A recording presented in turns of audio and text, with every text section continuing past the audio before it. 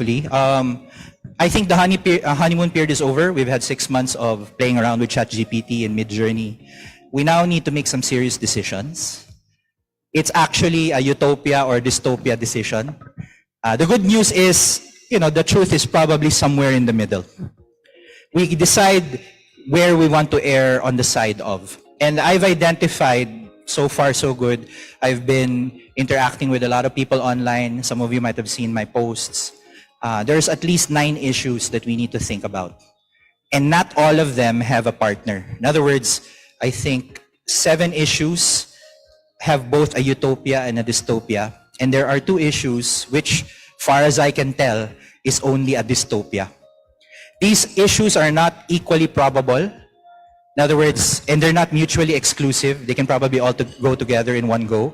But it's good to reflect upon this if we are to think about the future of AI in the Philippines. First, let's talk about jobs. The utopia is AI will generate jobs. And the dystopia is AI will eliminate jobs. Actually, if you look at the history of any technology, there will always be jobs that will be at risk. But so far so good, all technological innovations have created more jobs than destroyed. But we only see the jobs that are at risk. It's hard to foresee what new jobs are there. But that's our job, to be the industry board. AAP and DICT and TESDA, we need to work together. What are the new jobs that could be created? Let's talk about education. Everyone is worried that students will cheat school using ChatGPT. Guess what? They already are. Let's just take that as a given. The question is, how should ChatGPT be used to enhance the school experience?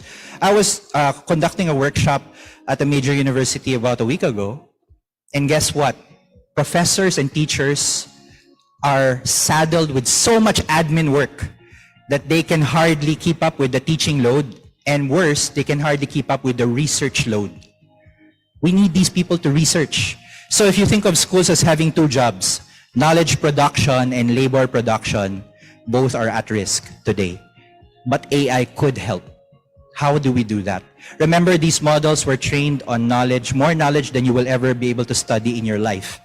But we're not using them to enhance our knowledge production capability. Okay, the creative question. On the one hand, unrestrained creativity. Like me, I'm not an artist, but I was able to generate a Gnawling image and a Terminator image just by writing a sentence. But then on the other side, our creatives are at risk because their intellectual property is now being sold for nothing. And that's now invaded the realm of music. It's not just art. It's not just graphics. It's also music. It's also literature. So is there a right approach that we can use to preserve the rights of our creators, but then open the door for new creators to come in? Because I will have to argue that AI art is actually, yes, it's still art. The question is how you generate art. And food for thought, back in the 1900s, photography was not considered art. If you read up, it was banned from being considered art for at least 100 years. And the argument was a machine that interprets light or accepts light is not equivalent to a painter with a brush. Ganon ka-snotty yung mga art circles nun. Ngayon, they include photography na rin. But they're just as snotty about art as ever. This one is a bit more complex. The utopia is we democratize the development of models. But the reality is, these models cost a lot of money to develop, a lot of infrastructure. So by default, it's monopolized by Silicon Valley. Right now, that seems to be the default position. Is there a way we can work together in the Philippines or with ASEAN or other international groups to expand that capability? To my knowledge, the CEO of OpenAI is traveling around the world right now, arguing for regulation. What they're doing is arguing for monopolies. But that shouldn't stop us from innovating ourselves. We have the talent. We have the AI programs being developed. See, Doc Rex is on top of this in UP. There should be more AI programs. The main question is, who will make the investment in the infrastructure to empower it? So we're close to the end of the balanced issues. Convenience or digital divide? I think this is a bit more medyo woke issue, but In the same way, we are so blessed in the NCR lalo to have all of these digital tools. The moment you cross the boundary from NCR to Region 4A and beyond, internet connectivity drops, and guess what? AI use will drop as well. So instead of being more inclusive, we've actually reinforced the dominance of NCR by implementing AI. But should that be the case? It doesn't take a lot to teach how AI is being done. I know a guy who's teaching it in Bacolod right now. I don't know if he's here or is watching from Zoom. You just give anyone access to ChatGPT and they can do it. But they do need internet connectivity though. And they do need a method of gathering the knowledge, put it in the cloud. So let's argue for inclusivity rather than the digital divide. This is another complex one. You can actually use AI to enforce privacy. It's not by default just an invasion of privacy. You can use AI to anonymize customer records, medical records. In fact, the models being used to develop generative AI started out in encryption, and that's how they should be used. But right now, the concern is how AI is invading privacy. And the dystopia there is the more AI is used, the more biases will be reinforced, the more surveillance will be reinforced. So we have a decision to make. Do we use AI to protect us, or do we use AI to attack? And this is the most abstract one. That's why I didn't use the actual picture of Terminator, more of a caricature. This is the big, noisy bugbear at the back of the room, AI safety. But the counterpart of this is, if we're able to make AI systems safe, the productivity benefits are more than 10x. But we're too busy worrying about Terminator.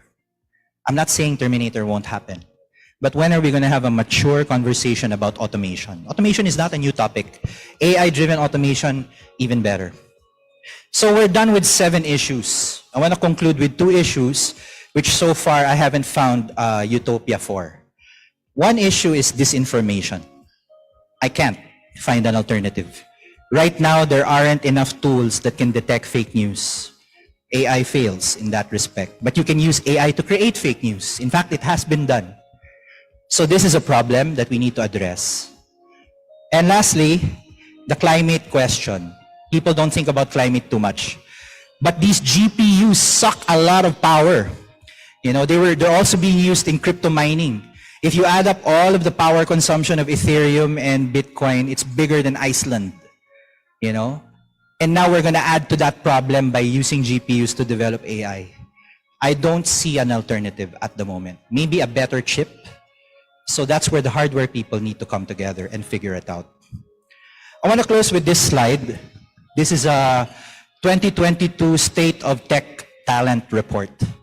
And I found it very striking because there are 2 axes. The vertical is how much talent do we have as a percentage of our population? And the x-axis is how much of our GDP comprises venture capital investment. And guess who's at the lower left-hand corner of that chart? Talagang, wow, that was so striking.